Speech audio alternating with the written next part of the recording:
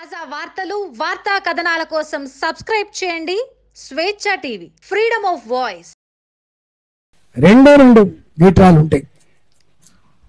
ప్రజల ప్రభుత్వం, ప్రజా వ్యతిరేక ప్రభుత్వం. ఇవాళ కేసీఆర్ గారి ప్రభుత్వం ప్రజల ప్రభుత్వంగా కొనసాగట్లేదు, ప్రజా కంటక ప్రభుత్వం కొనసాగుతుంది.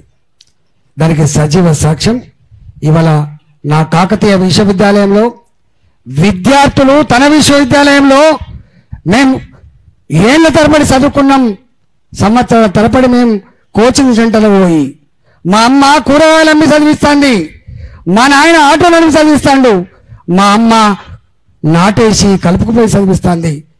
మా అమ్మ పైసలు పంపితే నేను 25 ఏళ్ళ దాకా చదువుకున్నా.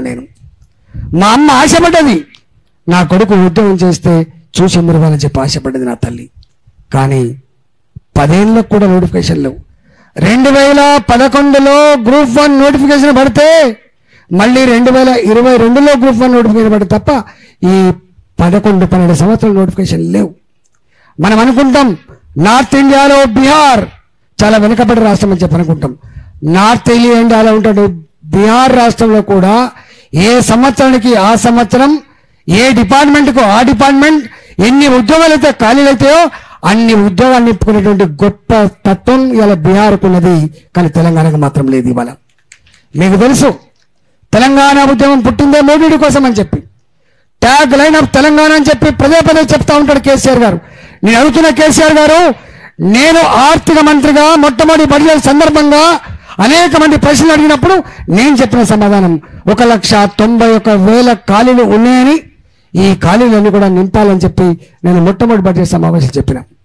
మీరు ఇచ్చిన లెక్కలు అన్ని కలిపితే కూడా కాంట్రాక్ట్ ఉద్యోగంలో పనిచేసిన వాళ్ళని మీరు చెప్పిండ్రు, ఆర్టీసీలో ఉన్న ఉద్యోగులు పర్మనెంట్ చేసే విషయంలో ఇవాళ సింగరేణి దాంట్లో పనిచేసే వాళ్ళను అన్ని కలుపుకుంటే కూడా 1,00,000 ఉద్యోగాలు రాలేదు. అన్ని కలుపుకుంటే కూడా పాత వాళ్ళని పర్మనెంట్ చేసిన, అవుట్ సోర్సింగ్ వాళ్ళను కాంట్రాక్ట్ చేసిన, కాంట్రాక్ట్ వాళ్ళకు పే స్కేల్లో ఇచ్చినా కూడా 1,00,000 ఉద్యోగాలు ఉండలేదు.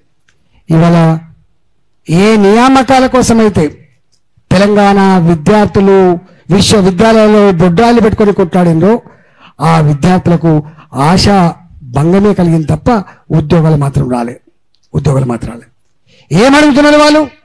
ఇవాళ నీ టీఎస్పీఎస్సీ కేసీఆర్ గారిని గుర్తు చేస్తా ఉన్నా, నా టీఎస్పీఎస్సీ యూపీఎస్ కంటే కూడా గొప్ప ఎగ్జామ్ నిర్వహిస్తుంది. ఏ రాష్ట్రంలో లేని పద్ధతులలో కట్టుదిట్టమైన పద్ధతులలో ఎగ్జామ్ నిర్వహిస్తా అని చెప్పి నేను చెప్పలేదు, కేసీఆర్ గారు చెప్పిండ్రు.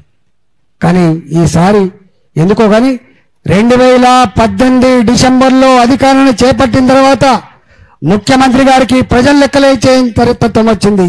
ముఖ్యమంత్రి గారికి బయటికి వచ్చి సమీక్ష చేసేటువంటి తీరిక లేకుండా పోయింది.